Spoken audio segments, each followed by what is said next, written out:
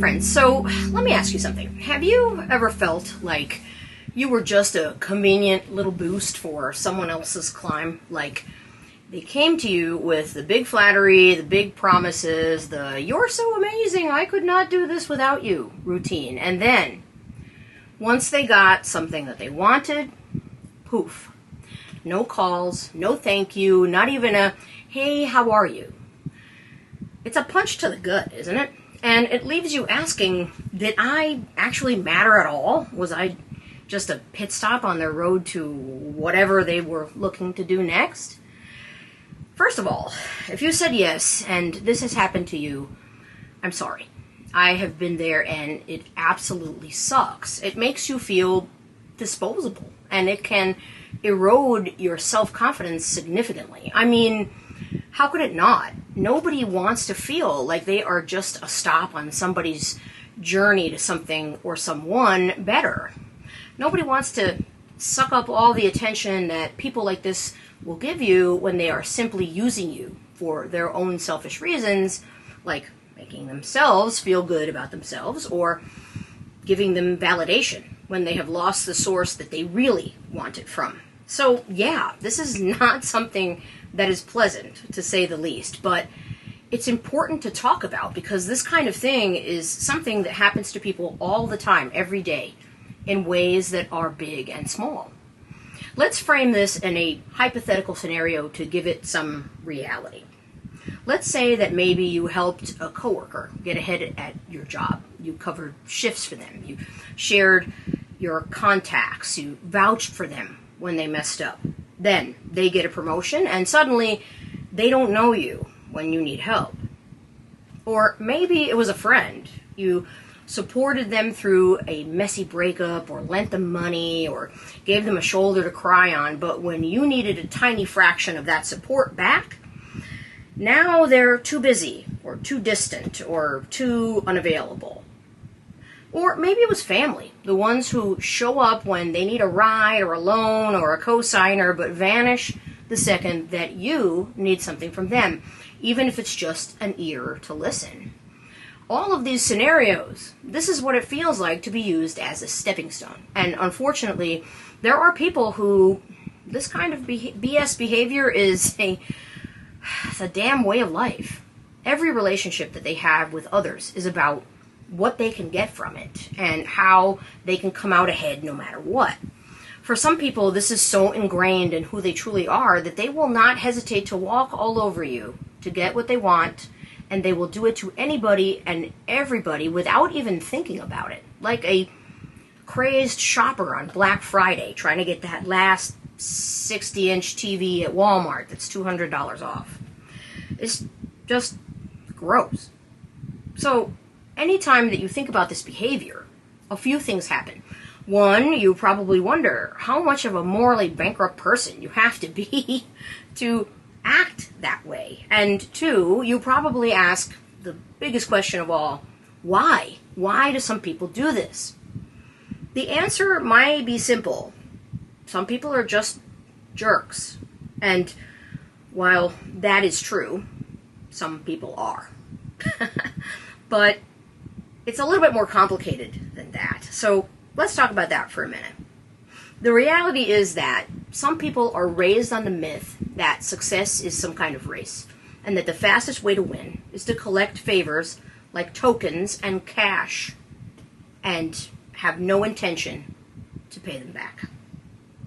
Then, others are so deeply insecure that they don't feel like they matter on their own merit, so they chase validation through other people's effort and energy.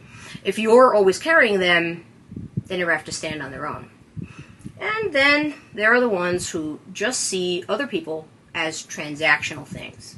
They see your kindness as a free resource. They see your time as disposable or not as valuable as theirs. And they convince themselves that you won't notice, or worse, that you'll never do anything about it. But here's where they mess up. People remember how you treat them and act accordingly the next time. They talk to each other and figure things out, and they get tired of being taken for a ride or having their kindness taken to mean they are weak or easy to pull one over on. You know what happens to the serial climbers, the ladder climbers, the opportunists who keep using people as stepping stones? They might seem unstoppable at first, and they move fast. They get the job, the gig, the girl, the boy, the connection. They leapfrog ahead while you're left wondering, how is that even fair? But watch what happens a few years down the line. Or hell, sometimes it doesn't even take that long. Just watch. Because those connections that they burned, they don't magically regrow. Those people they used, they're talking to each other. Doors start to close, invitations dry up, references disappear. Their name gets quietly passed around with a little asterisk next to it. Don't trust them. They'll take advantage. They'll drain you dry and then disappear. And then, when they hit a crisis, and they always do, there's no one left to prop them up. The same people they used won't return the favor. Hell, they won't even return calls. And now, they've lost their balance.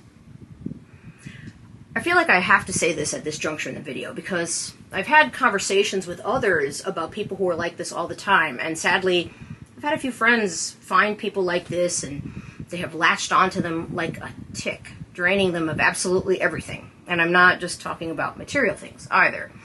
The conversation with them almost always drifts to having doubt about whether or not these people will ever see retribution for what they did or pay the price, or why karma seems to be lost on the way to their house. Let me say this. I didn't used to believe in things like karma or the idea that people will get back what they have given to others in the world for a long, long time. But then life sort of forced me to start believing it because I've seen things happen before my very own eyes. People who have burned me and I have tried to warn others about have shown their ass to those same people, proving that I wasn't speaking about them out of bitterness but out of truth. I have seen people who did me dirty get paid back exponentially by having what they did to me come back on them 10 times worse. Sometimes it took time, sometimes it didn't, but in the end, they always got what was coming to them. And not to sound like Petty Crocker here, but I didn't hate to see it, because with some people, that is really the only way they are ever going to learn their much-needed lesson. But even if I didn't get to see it, that's okay. The older I get, the more I trust the universe to just deliver. And, you know, I won't lie. It can really sting when you see someone out there living their life seemingly unrepentant for what they did, and you're still hurt by it. You're still sad and mourning that connection being broken. But when you lose somebody in your life that was only making you feel bad about yourself, or just bad, period, someone who really didn't give a flying fig about you and was just using you for their benefit, you didn't actually lose a damn thing. You won. Because they're gone, and they can now go be somebody else's problem. That is not a small victory, friends. Not a small victory at all. It's funny because these same people will probably never think that it was you that won when you got away from them, because they think they're the ones that won. I mean, they got what they wanted, right? They got to take whatever valuable thing they wanted from that relationship and walk away and on to the next person. They think they're being clever. They think they're saving time or hacking the system or skipping the hard work of building real trust. But trust is not what they are building here. It's bad karma. It's a debt. It's a bad reputation. And that is something they are going to have to deal with, probably alone, because they've burned every other damn bridge they had to anyone who was a good person. Again, I've seen this happen more times than I can count. The manager who throws their team under the bus to get credit for that big win, they're the first ones out the door when things go south. The friend who gossips about everyone to climb the social ladder, sooner or later, everyone figures out, and they're next on the chopping block. Using an example from my own real life, that friend that was telling you manipulative sob stories or lies to get you to help them, but was also doing the same thing to other people because all of it was just a big con, that happened to me. And I thought, well, are they ever going to get found out? They did. They did get found out when the people who they thought that they were getting one over on also came to talk to me. We talked to each other. It happened with somebody who I actually knew for years and years, since I was young.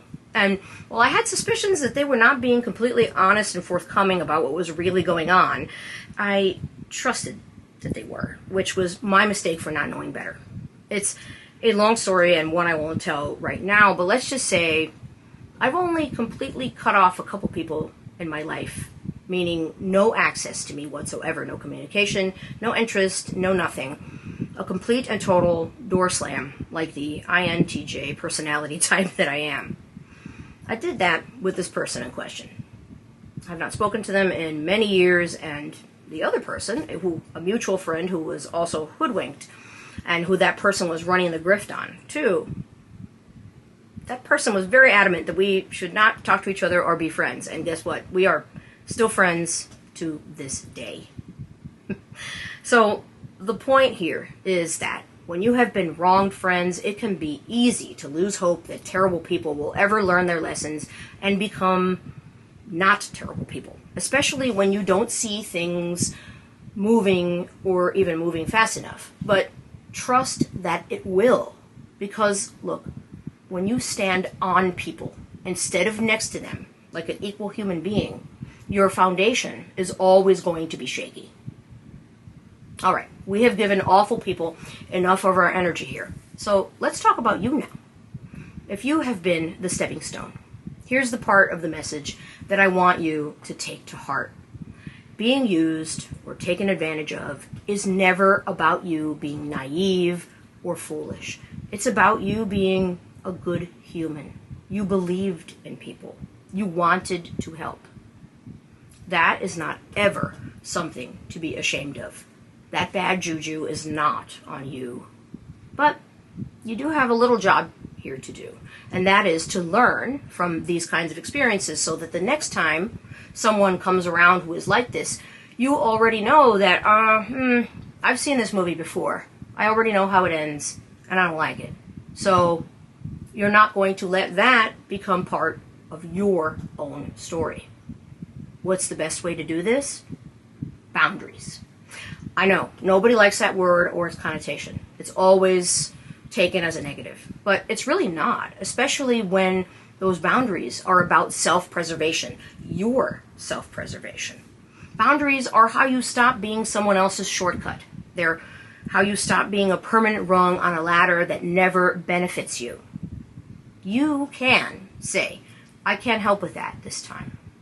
You can also say, I'm not comfortable putting my name on that, or I'm not available for that, or whatever works in your situation, and you don't owe anyone, especially not those climbers, as we'll call them, an explanation either. No essay, no long-winded explanation, no PowerPoint with 6 slides explaining why. Nothing. Nada. Zip. Now, don't get me wrong, the climber will still try to guilt you. They'll try to butter you up with, but you're so good at it, or, but you're the only one I trust to help me. Don't fall for it, especially when they have already shown you in other ways that it is all an act. And the truth is that a lot of these people do show you their real intentions. They slip out somehow sometimes. And it's in their patterns, either with other people that they tell you about, or sometimes it's even in that current relationship with you right now. Either way, remind yourself, I am not a tool, I am not a stepping stone, I'm a whole damn bridge, and I decide who gets to cross. Now, I'm not saying don't help people. That would be incredibly disingenuous of me, especially since I'm sitting here as the host and creator of a channel that is literally about helping people. I'm not saying close yourself off and be suspicious of everyone. That's not a way to live either. What I am saying is give where it is mutual. Support people who see you for more than just your usefulness. Invest in people who invest back in you.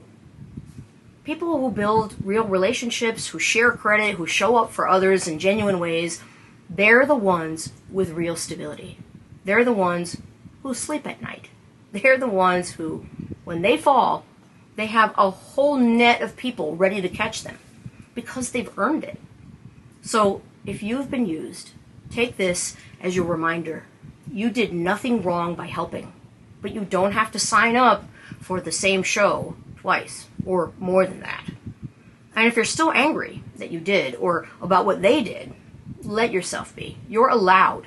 You're allowed to want better for yourself. You're allowed to set your expectations higher. You're allowed to be unavailable for the people who only show up with their hand out. Figuring out who they are is actually not hard at all. Notice who only calls when they're in a jam, or they need someone to listen to their self-puffery or to trauma dump on.